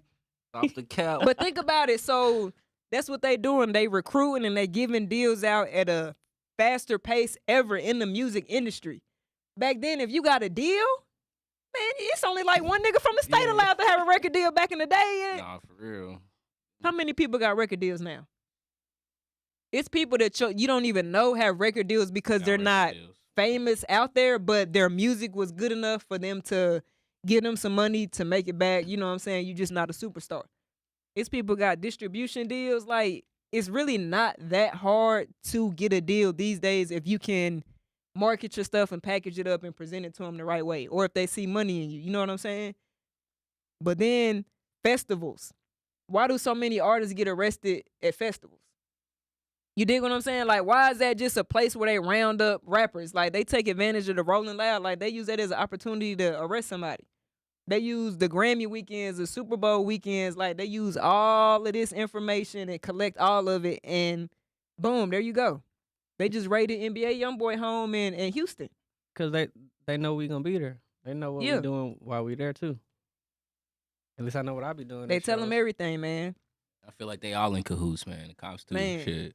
They make everybody feel like it's okay. Like, niggas is with guns all in their video on the internet and they make you feel it's okay. You feel what I'm saying? But it's really not okay. They just waiting for their fucking moment. It's not like we think that some of the things that we're doing on the internet is cool because ain't nobody came up to us yet, but that's probably just because you might not be important enough and it ain't gonna be no win. But if you that important and stuff and they come get you, that's a win. If you some little average dude doing some shit, they might not give a fuck. They after like, hey, rappers, artists, all y'all, man, they want y'all dead and they want y'all in jail, bottom line. Trying to use you, man. They don't give a fuck about y'all. Stay independent, get a team, start your own company independently, and you don't got to depend on none of these motherfuckers. You don't got to go in partnership with them. For what? We got to stop thinking that we got to partner up with some of these slave owners. What the fuck? With me and my label, why the fuck would I have to go partner with Motown? Fuck y'all. You know what I'm saying? I can do whatever you did on my own. You know what I'm saying? I can just build and use the same tool, but we under the impression that we gotta go and flock to these. Like, I don't think any artist should be signing any deals at all right now. They feel like it's the easy route. Man, and then just from seeing Snoop Dogg bite his back and just seeing how it works and how tied in these labels are and why they are the way they are, like, hell yeah, they're not gonna let you drop a song. It ain't got enough about killing in it. It ain't enough about, ain't nobody gonna catch herpes listening to this song. Ain't nobody gonna go out and fucking have babies, you know what I'm saying, and make the Plan B pill go up on this. Or ain't nobody gonna go buy drugs on this shit. You know what I'm saying? Ain't nobody gonna go buy no designer. That's really how, like, the state of hip hop changed, honestly, because you have people in rooms saying the same thing you saying right now. Like, this is what we gonna push for hip hop. Yeah. Because that's what's gonna sell. That's what's gonna make money. They gonna then push you got it. these people signing, and now you got all these other industry people influencing them to make these certain moves. Now they're not even making the moves for themselves no more. They listen to everybody else, and I feel like this is what Kanye be talking about. That's kind of why he makes a statement. It's why he can wear the same boots, for like 6 months. Nobody say nothing because Kanye, he living his life, bro. He living free. That's literally living free. I mean, like, he ain't listening to nobody else. He gonna drop shit when he want to drop shit. You can't tell that man nothing. Look at YoungBoy. He done got back on Instagram. I guess maybe through his probation or whatever they letting him use it. But he done already posted twice not to sign to Atlantic. Like, you know what I'm saying? Like, these artists are giving y'all signs. Like, tell you, don't do it. Like, do not do it. You. I don't know if y'all heard the thing with Tory Lanez with the getting out his deal. Oh, he did. He sold like $1 million of NFT. Yeah, for his he sold music. $1 for each one. Yeah, and all that money went straight to him. There was no middleman for that shit. Like, all that money. It's went ways straight to him. do like, it, it's man. ways to be your own boss, man. Like, we don't really research. need labels no more. You can do this on your own. You absolutely don't need it, man. Like, you get you some money. You know what I'm saying? Like, some money in the team. A lot of artists don't know. You'll be better off just going to the bank. Like, you better off establishing an LLC for your brand name. You know what I'm saying? Building your business credit up. So maybe you go get a business card and get you some equipment from Guitar Center, pay it off. Build your business credit up. And sign yourself. Go get yourself a business loan. If you have a business, you can get a business loan. Go get yourself a $50,000 business loan and manage it to do your marketing and do your budgeting or whatever and make your money back. Why you got to go? Because all you doing at the record label is getting a loan for them with access to, some dope marketing and shit. But you can get around that if you got your own money. Right. Business credit. That's where you can hit the dude that do the billboards. People don't know nothing about business, though. Yeah, like you can go LLC, your artist name. So you can go LLC, Will the Wise. You feel me? Mm-hmm. You got business credit. So let's say you even just went and got you an office space, right? You get the lights and the cable turned on under you. You start building your business credit there. You know what I'm saying? You get you a gas card or something. Or like I said, a Best Buy card or whatever. Mm-hmm. You building your business credit, right? And it's your business. And then you go and you apply for a business loan. Boom. You know what I'm saying? Nice dropping keys. It gives right you now, the opportunity where you can pay the loan back comfortably. And guess what? Nobody has a single say-so of you creatively when you can drop, when you can do this. You can make yourself a business as an artist if y'all don't know that. You dig what I'm saying? You dropping keys, y'all. Man, I be trying to tell y'all. Gems. Don't go take their money. Go take some money and go do the deal with a bank. Don't go do that with people that gonna puppeteer your ass. You feel me? When you do it yourself, you gonna feel it more. You're gonna appreciate the journey more when you do it yourself. And you better believe that's a motherfucking method. LLC your shit.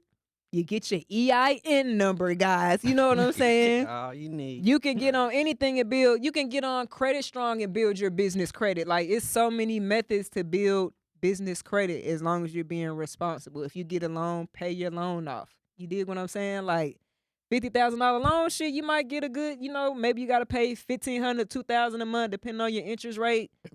No pressure from nobody. You dig what I'm saying? Now you can afford to do what you got to do as an artist. You got a budget now. You can shoot videos. You can do all of this shit, man. So it's all about being educated, because nobody's going to tell us. They want us to see artists getting record deals and the glitz and glam, so y'all go that path. They want you focused and tunnel vision on, I got to get a record deal, not I got to create a business for myself and monetize. They want you on that path, because as soon as you see an artist get signed, weak-ass stack of money, motherfucking, they go start buying designer. You see them in all these clothes. You see them here. They might put you in a house or a nice condo. You know what I'm saying? So some of that get in people's head, and they be like, no, this is my path, record deal. But they don't even know that you can go here and be a business yourself. You dig what I'm saying? So yeah, anyway, to wrap that up, shout out to Snoop Dogg for getting Death Row back in his hand. Snoop, man, OG. You know what I'm saying? He in the NFT world. He dropping some blockchains. He just doing a lot. Y'all gotta look it up, man. Real talk, man. So look, one of our special guests, she couldn't make it tonight, unfortunately, but we still gonna touch on this topic. I really wanted her input on it, but we still gonna do what we do, and we gonna count on our viewers on my Facebook and the YouTube to help us out. But I wanted to talk about video girls and models and casting, and just talk about that world, man, because it's a popular world. You see a lot of females in videos now. A lot of them actually, like some, well, no, let me say, okay, half and half, because some of y'all dudes, y'all like nothing but dudes in y'all videos, and it just be real weird.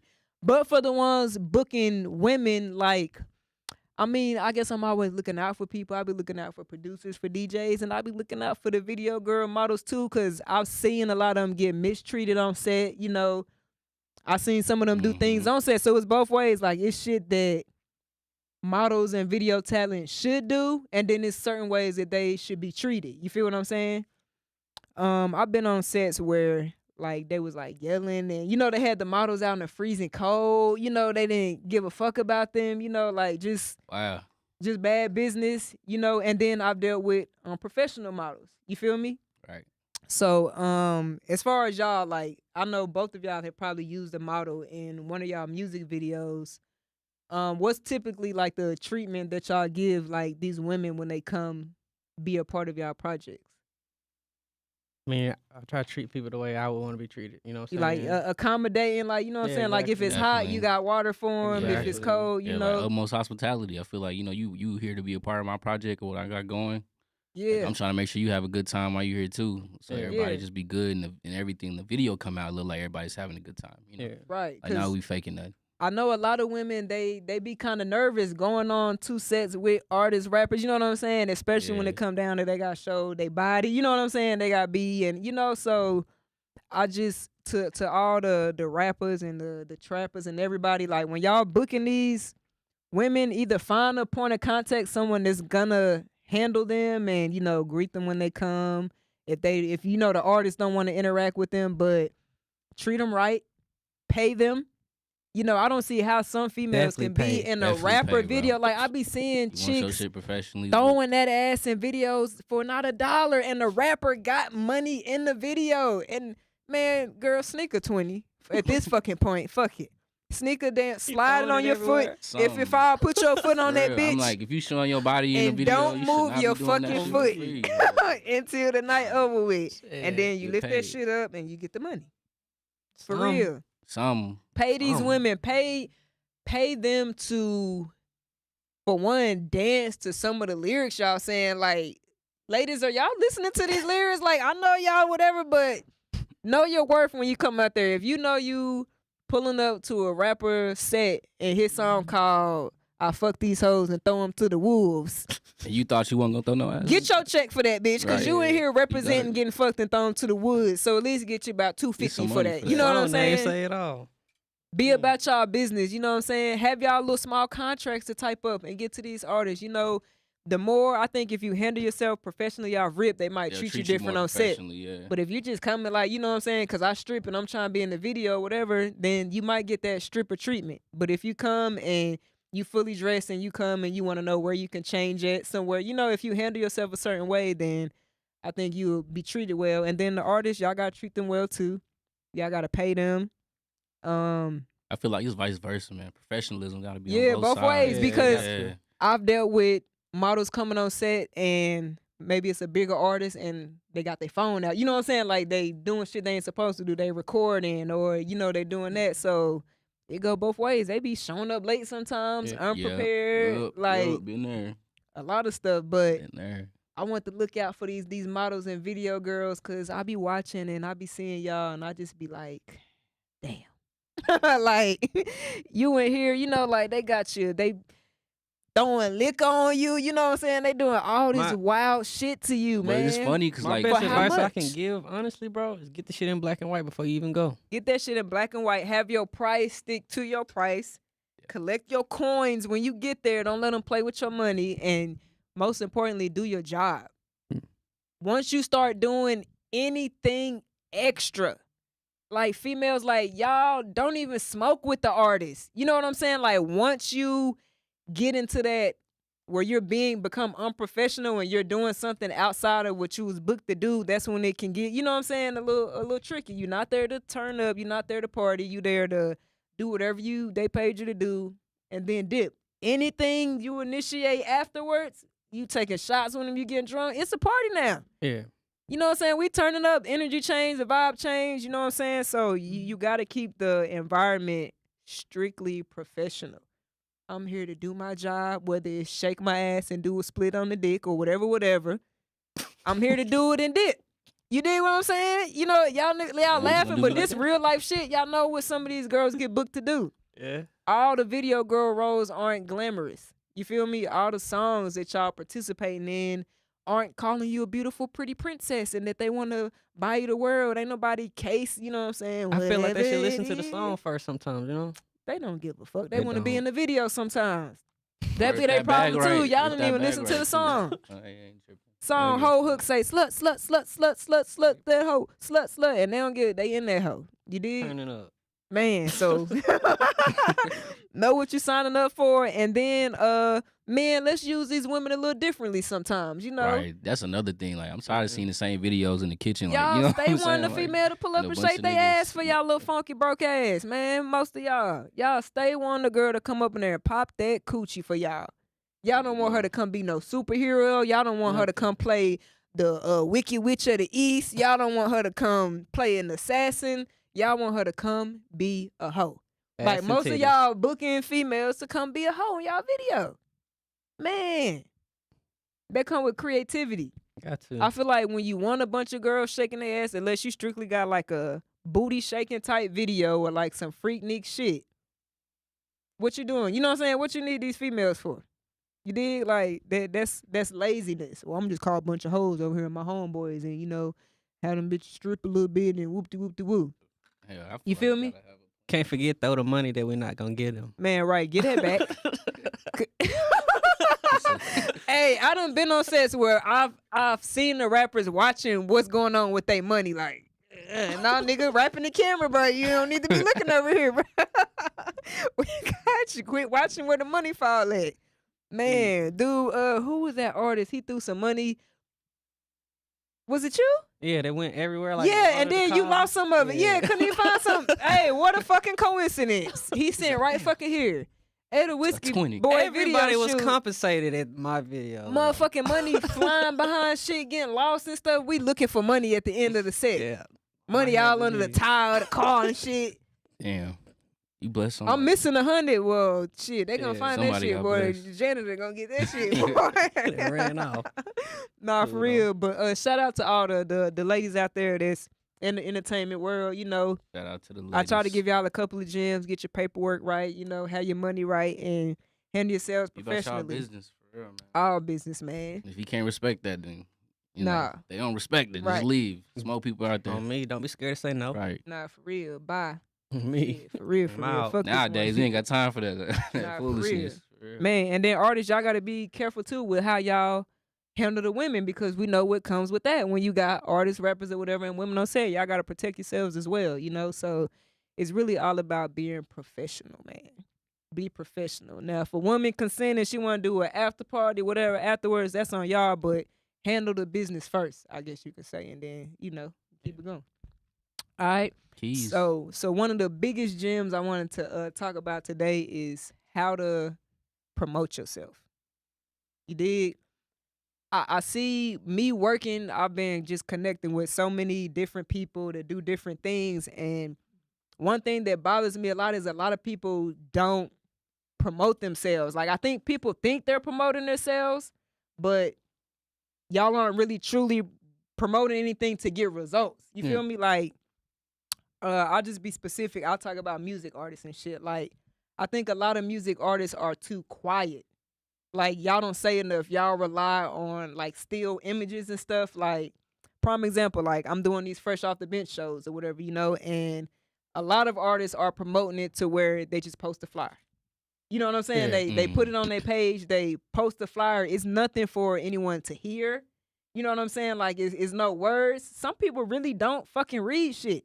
They might really look at that flyer and just go. You feel me? So one of the biggest things, especially in my promo shit, is I make sure I'm vocal. Like, I make sure that you actually hear it come out my mouth. So I'm gonna be like, matter of fact, hey, go check out the new Will the Wise video. You feel me? That just dropped. You know, like, or go stream Asia Kyrie Touch Me that just dropped. Like, I need you to hear me say it, because you might not look like, you might see the cover art I'm posting and just really look at it as a picture and nothing more. You know what I'm saying? Like, your mind might not go that deep because it's so much shit to look at on social media. You ready to get on to the next picture or whatever. So artists, y'all have to talk more. Like, y'all have an audience. Like, speak to them. Tell them, hey, I'm doing a show on February 19th. Pull up.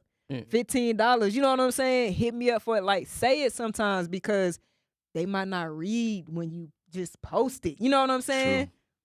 Some people got to hear something. You know what I'm saying? It's not enough being heard. Like, I scroll and watch stories all day from artists I work with, and I never hear y'all telling me anything. Like, y'all aren't giving me any instructions. Y'all are just, you know what I'm saying? Like, y'all are dry just posting. Y'all not giving me, tell me something. You know what I'm saying? Give me a little direction. I just dropped a new video. Go watch it.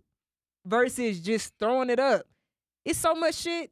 You might get scrolled. You know what I'm saying? Like, be vocal with your promo. That's why they have commercials where people talk on the commercials. It's not too many commercials where motherfucker just got it. To Sunny. No. How the fuck up? You know what I'm saying? Like, okay, bitch, you drinking water, but what about the water? You gotta be on that bitch. You gotta be like, ooh, I love the bottle. Ooh, the most refreshing water.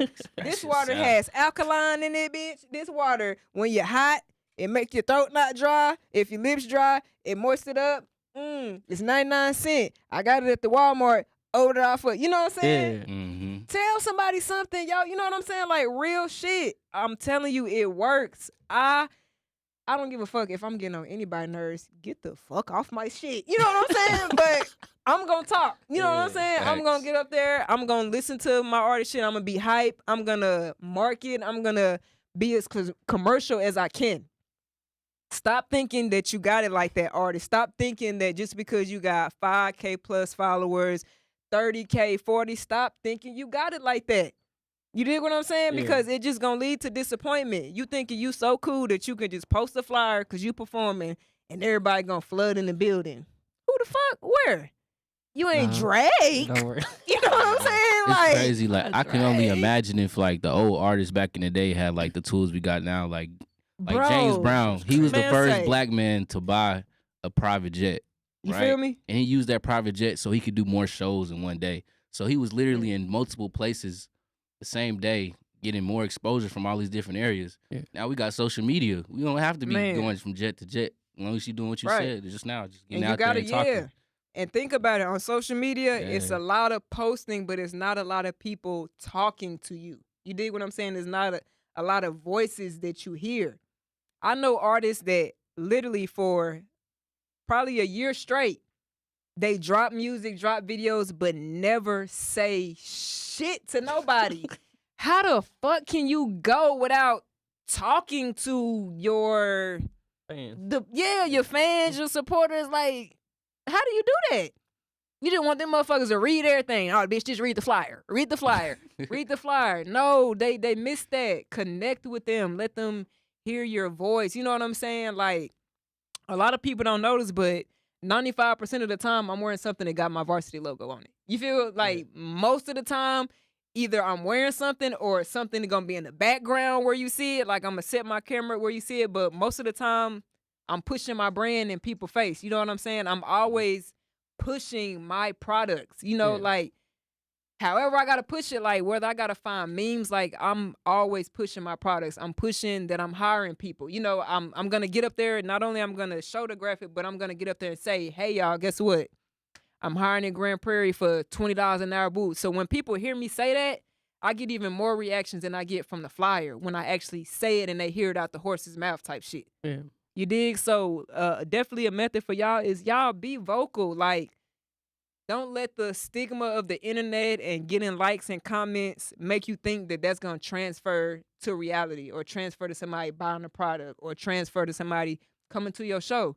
My shits be successful because I'm marketing. You know what I'm saying? Like I'm actually promoting it. Like I'm getting personal. You know what I'm saying? I send personal messages to people. Like it's so easy to get in your notes on your phone and just draft a message and, you know, copy paste method. You feel me? I send voice messages to people sometimes, bro. Yeah, voice messages come I out will clutch. send you a voice, like, it's other methods, but that still steady shit and just thinking because either you had a cool moment in the past that was in the past, bro. You can literally go viral for something, but after 2 or 3 weeks, Right. a motherfucker done seen 50 Something million else, other something else viral done things went on the viral. internet, so your viral moment don't even count no more. You feel what I'm saying? So you thinking, oh, I went viral 3 weeks ago, so, you know, everybody gonna pull up on me. No, they're not. It's so much shit out here, they looking at something else, bro. You feel me? So now what you gotta do is you gotta grab their attention and say, hey, come over here, look back at me, you know, I got something going on. You feel me? Like, Stay consistent with it. it's so many people not promoting, and they can be so much more successful by just promoting it. The way I promote other people's shit, like I promote the fuck out people products.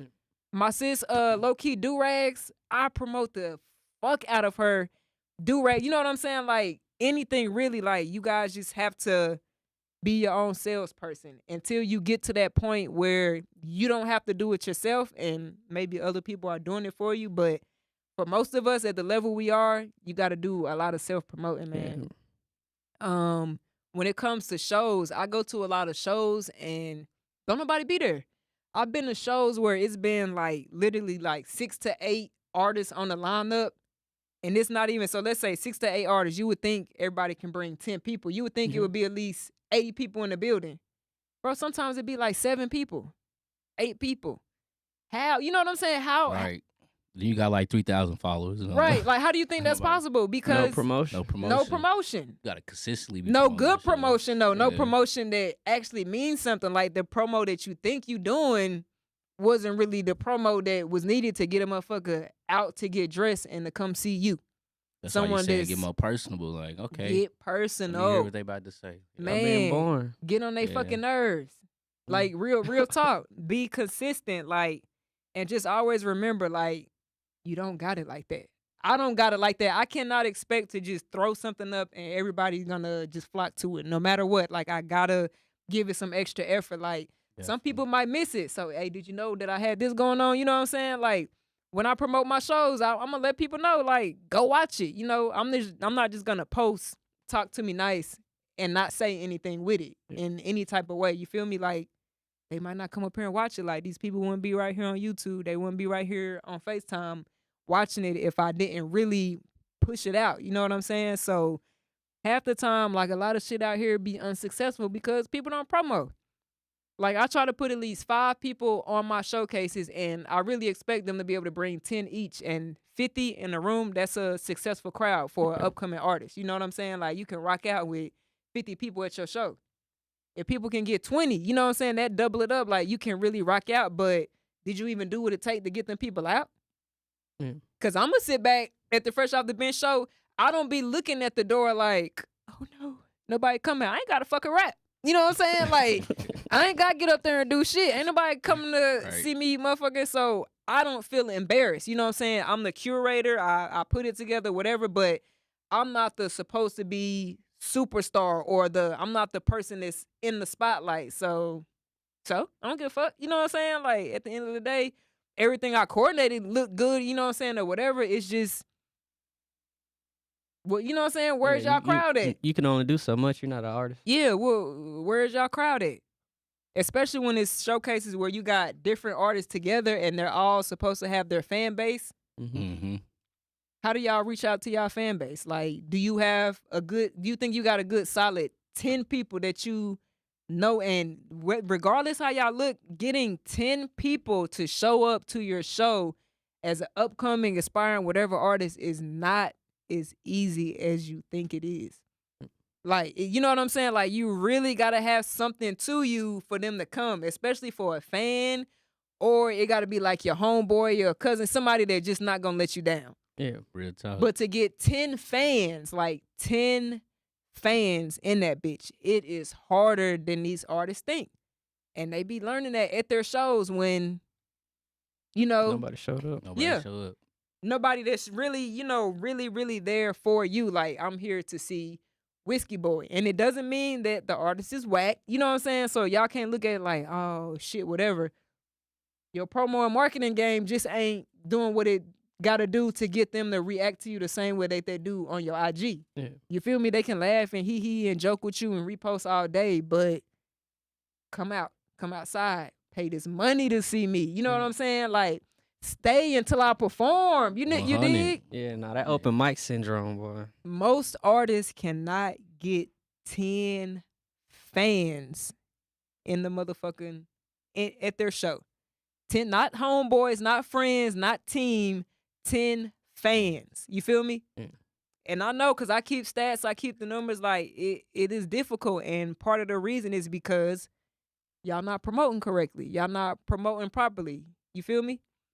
Even like for this second concert round, I was like, let me go the extra mile. I'm gonna get some physical tickets so I can see who on this showcase are some grinders and who can go sell some tickets. You feel me? When I used to rap back in the day, like, I mean, this on some 10 years ago shit. You feel me? Like, I ain't really been active in the rap game in 10 years. You know, I'm about to be 37 and shit. So since I was rapping, bro, when I got my tickets for my show, you better believe, man, motherfucker, can't nobody name a whack show that I had. Like, a lot of y'all might not know about my career. I was on the East Coast. Bitch, I was popping like a motherfucker. Like, I knew how to sell some tickets. Like, that was my shit. Like, my shows were motherfucking crazy. You feel me?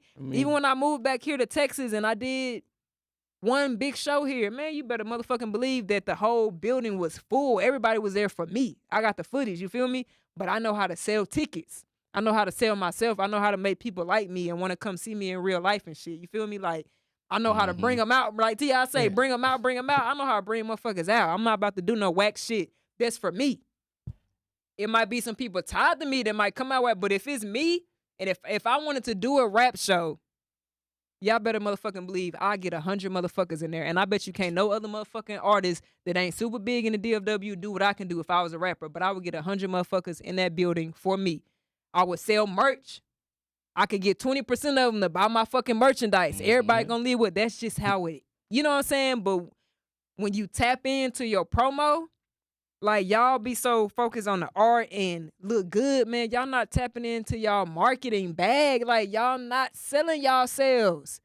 Whiskey, at one point, you was selling the fuck out yourself. Like, yo, wow, but I know you had to freeze because you had to have surgery or whatever, you know what I'm saying? But when you was on go, like, just your stunts and your just on the bar performing and, you know what I'm saying? Like, doing all of that can make people be like, oh, shit, I want to go experience that shit. You feel me? Yeah. Like, I'm going to pull up.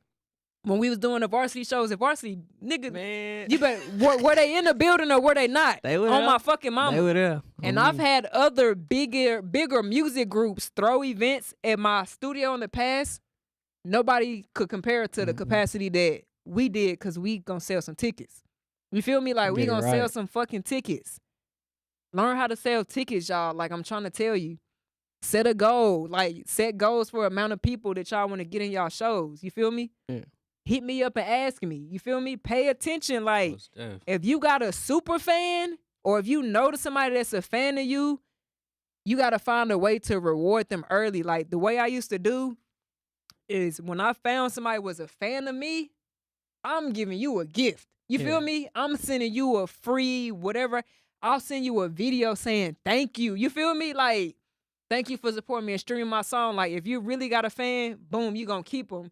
Then a couple of their friends gonna possibly become fans because, you know, you put your people on the new music when you're in the car, shit like this. But you got to be able to grab one person at least, you know what I'm saying? And once you get them, you get you another one. You get you another one. You feel me? Like, just learn how to build, you know, an atmosphere that everybody want to be in. Like, let them want to come to your world. You know what I'm saying? Like, when you doing your R&B thing, be so smooth with it and, you know what I'm saying, so sensual and make your experience so captivating that motherfuckers gonna be mad they missed out. You feel me? Like, set your mood. Like, sometimes I gotta take initiative and talk to the promoters ahead of time and be like, how much room I got? What all can I do? Can I make it dark in here? Can I make it where I just got a red light? You bring some fire. I ain't gonna put your shit out there, but you hit me up on that type of tip. Like, well, what all can I do for my show? You know what I'm saying? Like, why you just gotta show up and grab the mic? In my opinion, like, it's a show. Right. Like, you came to see me put on a show, not to stand on this stage and walk back and forth. I'm going to do something. Entertain me. You feel me? Exactly. And that's what you did. You hit me up like, what are my limitations? You know what I'm saying? Like, because I be asking for some shit now. I already know. I be asking boy, That's what's up, though, bro. that boy wanted to shoot fire on the indoor venue. I said, Hey, boy, what can you get away with? I said, you can't bring that in here. We can't bring no fire. The ceilings ain't that high, and we ain't enough fire extinguishers. We can't do that. But real shit, man. I'm trying to help build a better marketing and promo world out here too, and that just leads to better events, more ticket sales, venues making more money. You know what I'm saying? Like, it gotta hurt these venue owners. Y'all let these promoters throw these shows here, and y'all using y'all lights and y'all power and y'all whatever, and then y'all ain't even making no bill money. You feel me? Like, it's sucking on all ends. It's sucking for the artists, not getting people to show up. It just suck, period. But that's because that's that laziness. People think that posting it on social media, everybody gonna see it and they coming. Right, that algorithm going. You took the words right out my mouth. For one, you working against an algorithm. We're all working against an algorithm now. Yeah. It ain't no chronological nothing like how you used to scroll and they go in order. No, sometimes some shit pop up from 10 days ago on my shit at the top. You feel me? So you working against an algorithm, so you really got to get out there. If your page ain't popping enough where people just visit your shit every day, like, oh, let me go to this page every day. You know what I'm saying? Because they always, then you lost. You know what I'm saying? You lost in the sauce. You got to market. You got to promote yourself, make yourself popping, make yourself desirable, whatever you do. You don't gotta be wild. You don't gotta count money. You gotta have an experience that everybody wants to come be a part of, and that's it. Yeah. Some motherfucker just might want to come and see you climb on the bar and do something wild. You dig? Like, but they did though. You gotta reach out to the people that really want that R&B thing. You know, sometimes y'all pushing y'all products to people that don't even fuck with shit like that. You dig? Like, I'm not about to be pushing to some country people to go listen to my trap artists. They don't fuck with it. So why am I over here trying to make y'all listen? You know what I'm saying? So you got to be tapping in with the ladies. You got to be tapping in with the men looking for R&B. You know what I'm saying? Like, you got to know how to, what they call it, target audience. Yeah. Don't push no damn beef to a vegan. It ain't gonna fucking work. You feel me? Like, don't demographics. Know which platforms are for you. Everybody want to be on all these music platforms. Why? I mean, what you want to be, if you are R&B artist, why would you want to be on primarily rap platform? For what? What you reaching out to them for? Go find some R&B shit. You know what I'm saying? Go find something in your lane. Go find where they do R&B shows. Like, motherfuckers be so worried about what's popular or what they see everybody else doing. They don't do their own research to find their own lane and pocket. You dig what I'm saying? Like, I don't give a fuck if y'all over there doing that. That don't, you know what I'm saying? You gotta find what works for you. Prime example. It was some venues I was like, no, that's not for you. You know what I'm saying? Like, that's not your audience. So I'm not gonna put you there. People used to wonder why one of my artists like, well, why you don't put him on this show or that show? Because that's not his, you know what I'm saying, target audience. I'm gonna be throwing them out there for no reason. Like, they're not gonna gravitate to that. Stop putting yourself in places where people not shopping for your shit. You feel me? Like, they not shopping for this, so take your shit and bring it over here. Stop trying to pick and choose who your fans are. Y'all pick and choosing who gonna buy your shit. I don't give a fuck. It's just bad. Bro, I don't care who buys my shit. I don't care. They're buying it. Exactly. I want all my friends to wear it. Fuck a friend, fuck a family, fuck a cousin, fuck a auntie. I don't even tell my family members what I do because it rids me of the expectation of wanting their support. They don't, my mama don't know I got this podcast. On everything I love, my mama do not know I got this podcast. My brothers and sisters, they might know. I'm not promoting it to them because guess what? If y'all don't watch it, it's going to make me sad. Because I'm a human and I got emotions. So I'm not promoting my podcast to y'all because y'all aren't going to watch it. I'm going to feel some type of way. Fuck my mama, fuck my sister, fuck my brother and sister, fuck all y'all hoes, fuck everybody. Y'all know how people rant. Want to know why y'all ranting? Because y'all promoting y'all shit to people that don't want it. Y'all giving it to people that have no use for it. Then you're mad, cussing out your mama. Fuck that. What I look like, you know what I'm saying? I send my mama, hey, watch Talk To Me Nice. And I call in the morning. Did you watch it? I ain't watch much. Man, fuck my mama. Don't nobody love me. She ain't no goddamn nothing. Man, hell out of here. Push it to the right people, y'all. Take these gems, y'all. Sit home. Y'all better be taking notes. Reorganize. It's really not hard. You R&B, you know where to go on Wednesdays, right? You put yourself in that position because people that go there are going because they like R&B. Hey. You feel me? Like, come on. Remember I told you, I was like, Creators Don't Die is a dope venue for ragers and whatever. You know what I'm saying? So that's why we working on that. Like, put yourself where they gonna buy. You feel me? And you good to go. Make sure your product nice. Make sure your content look good, y'all. And hey, you on your way. It's enough money out here for everybody. It's enough people for everybody. Like, it's just enough. You feel me? The world got too much shit in it, and it's enough for everybody. But y'all got to have a plan. Y'all got to have a strategy, and we got to remember, just because you post it doesn't mean someone saw it. So guess what? Grab their attention and tell them, go check out my last post. Don't type it. People don't like to read, so if they see something on your story that got words, they might just skip it, period, because they don't feel like reading it. But if you saying something, they might give the time and listen. Then you tell them, go check my last post versus typing it, or do both. Algorithm might for the readers and for the people that like to listen, you know, or even visual.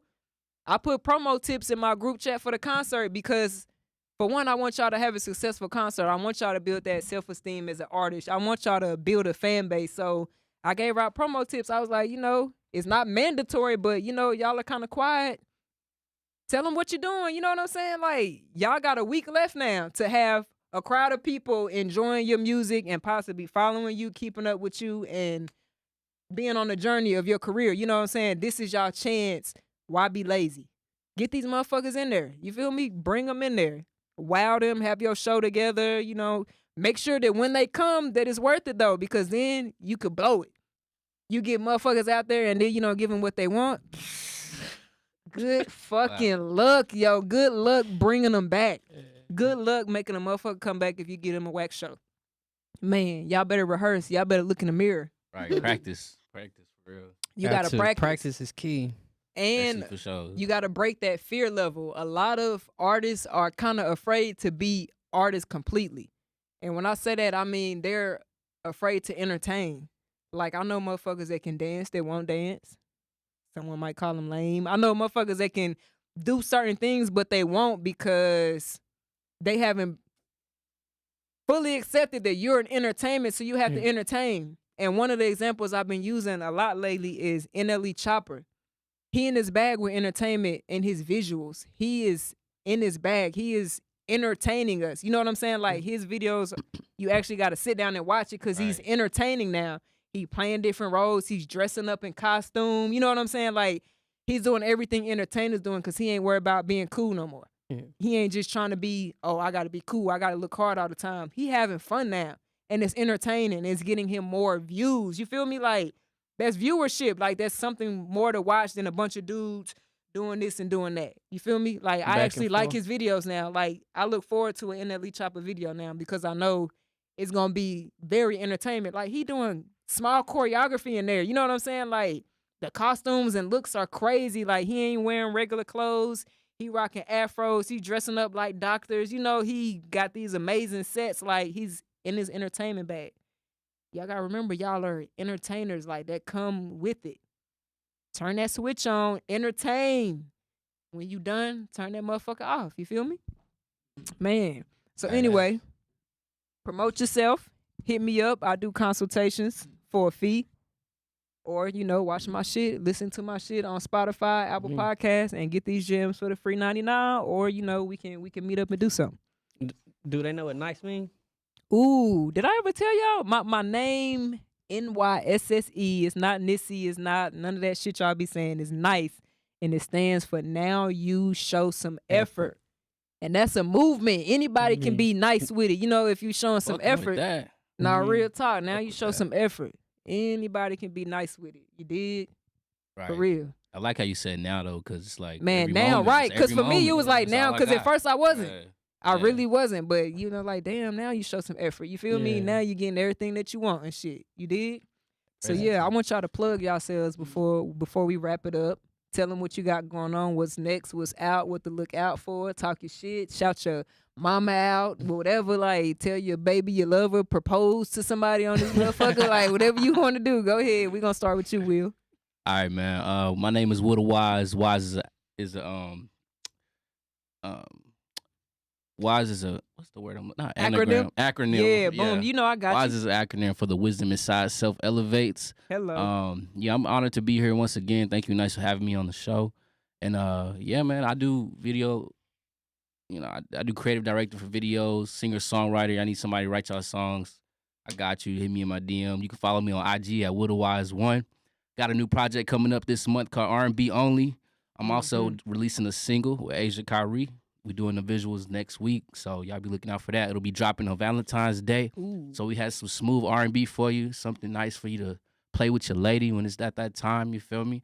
Then I also got another event going on this month actually with Wex. Oh yeah, February 18th, Yeah, Wex my producer and Friends. Wex and Friends, y'all. We got a lot of dope artists on that. We having a big event in Grand Prairie on the 18th. Yeah, it's gonna be live. Already. Whiskey. Talk to us. Yeah, look. Only thing Whiskey Boy got going on right now is a music festival. Okay. Shit gonna be crazy. I can't go too much into it. Don't want nobody to steal my shit. Exactly. Nah, real talk. They do that a lot out here. But not as far as music go, I got Heartbreaks and Cocaine. Finally finished that. That's done. Okay. So that's gonna drop here soon. Don't know when. It's done. My brand Tribe is going excellent. Make sure you go to the website, get you some gear. Tribeadie.com. Other than that, man, hey, we raging.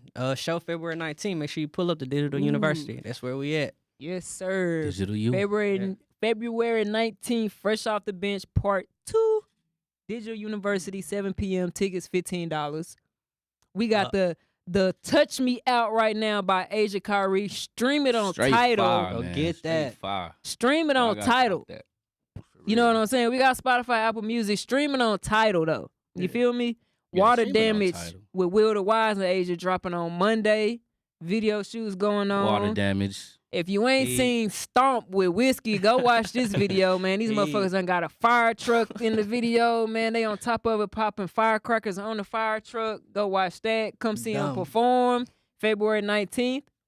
Stream Talk To Me Nysse, and we got some very, very, very dope things on the way. Oh, yeah. Hey, 2/22/22, my boy Jedediah dropping his first album 20 years later. Whole gang going Man, crazy. we got my girl Divine about to shoot a music video, the Super Mover, man. Hey, Crazy this month. Varsity BPM, the label. We can't working. be fucked with. We can't be touched. We gonna strike like lightning, even in the dark and through the storm.